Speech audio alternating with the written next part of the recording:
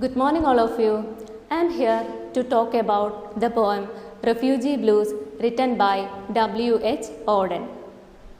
The poem was written on March 1939 when anti Semitism was its raging peak. The poem Refugee Blues laments at the sad plight of the Jews who were threatened to leave their mother country before the Holocaust, and to the modern democracies and the indifference attitude faced by them while they seek refuge or shelter there. This poem is considered as one of the most significant responses against violation of human rights, especially the Jews of Europe. The background of this poem is set in the 20th century when Germany was ruled by Adolf Hitler. He persecuted millions of Jews only because of ethnicity. And this genocide of Jews came to known as Holocaust. So many of the Jews fled from their country to various different countries for seeking asylum there. Our poem, The Refugee Blues, is also the story of a person along with his lover, both of them searching a shelter in the New York City. Now let me recite the poem. Say, this city has 10 million souls. Some are living in mansions, some are living in holes. Yet there is no place for us, my dear, yet there is no place for us. Once we had a country and we thought it fair. Look in the atlas and you will find it there. We cannot go there now, my dear, we cannot go there now. In the village churchyard there grows an old yew. Every spring it blossoms anew. Old passports can't do that. My dear, old passports can't do that.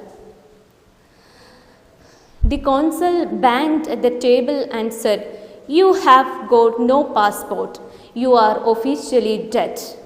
But we are still alive, my dear, but we are still alive." Went to a community, they offered me a chair, asked me politely to return next year. But where shall we go today, my dear, but where shall we go today? Came to a public meeting, the speaker got up and said, "If we let them in, they will steal our daily bread." He was talking of you and me, my dear. He was talking of you and me. Thought I heard the thunder rumbling in the sky. It was Hitler over Europe saying, "They must die." Oh, we were in his mind, my dear. Oh, we were in his mind. Saw a poodle in a jacket fastened with a pin. Saw a door opened and cat let in. But they were in German Jews, my dear, but they were in German Jews. Went down the harbor and stood upon the quay. Saw the fish swimming as if they were free. Only 10 feet away, my dear, only 10 feet away. Walked through a wood, saw the birds in the trees. They had no politicians and sang at their ease. They were in the human race, my dear, they were in the human race. Dreamed I saw a building with 1,000 floors, 1,000 windows and 1,000 doors. No one of them was ours, my dear, not one of them was ours. Stood on a great plain in the falling snow, then 1,000 soldiers marched to and fro, looking for you and me, my dear, looking for you and me. Here ends the poem. Now we can go through the explanation of each stanza. In the beginning of the poem, poet refers us there are millions of people in the New York City.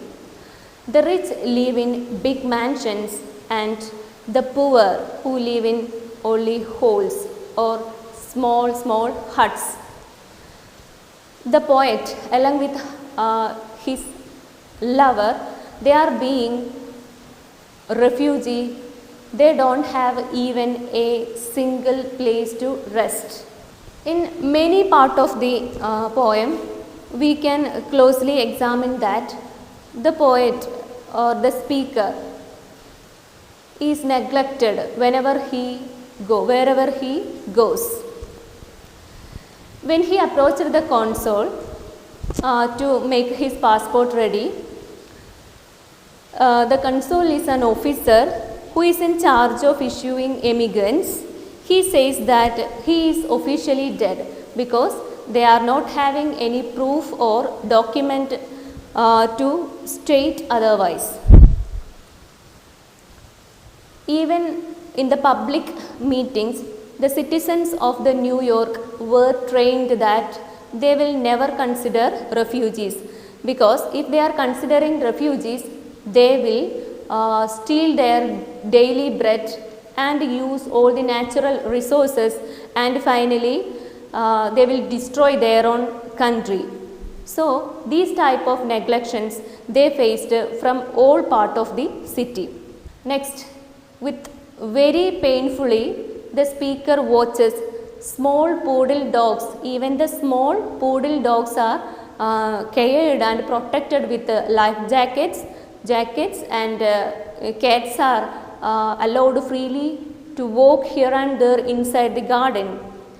And this recognition and this freedom is enjoyed by the animals only because they are not Jews. These Jews are harshly tortured by the authorities of New York. Next, and this treatment of dogs and cats, we can understood that from the treatment of these dogs and cats, we can understand that these animals are getting better treatment only because they are not Jews. Jews' condition is apparently pathetic during those times. The speaker watching, birds are singing freely by sitting on the branches, and fishes are swimming in the pools very freely, because there is not the presence of a politician to be controlled and governed their thoughts and actions. So even the animals are enjoying ultimate freedom.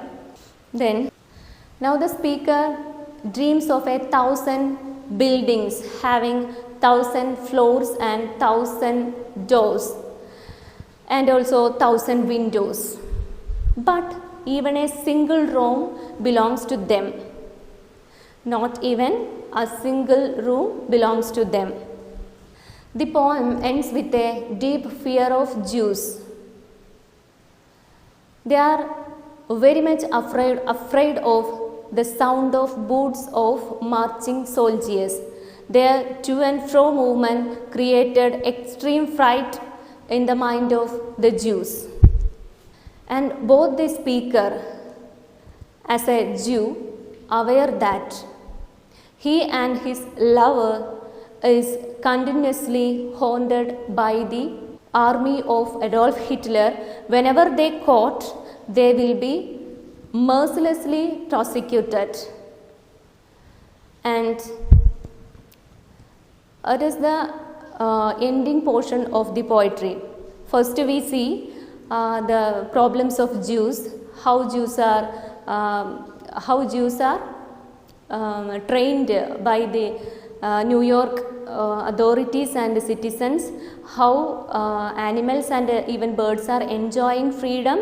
The same time the freedom is denied to the poet and his lover. The poem has a powerful ending because the marching sound heard by the speaker and his lover, they were in utter sadness. So here ends the poem. Now we can see some of the techniques used in the poem to intensify the emotions conveyed here. First of all, the poem is written in 12 stanzas having 3 lines. Then some of the phrases in the last stanza are repeated. That is to intensify the emotions. Now, the word chair is used as a pun. Literary device pun is used to signify the word as a word chair.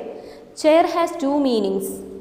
First, the literal meaning, a seat. Second one, the position, the officers giving, he is being offered by the officer or the council of the committee.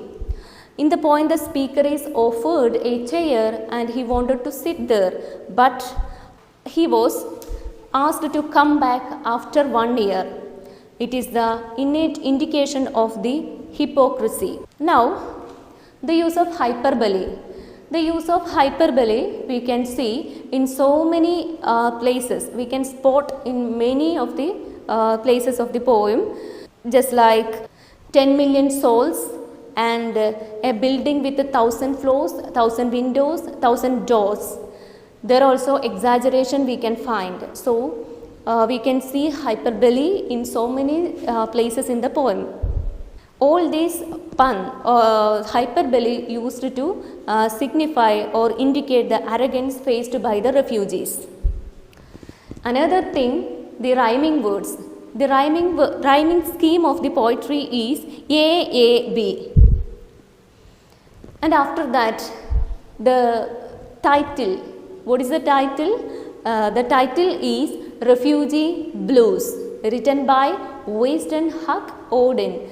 And this title has its own importance, because blues, it is actually a lamenting song.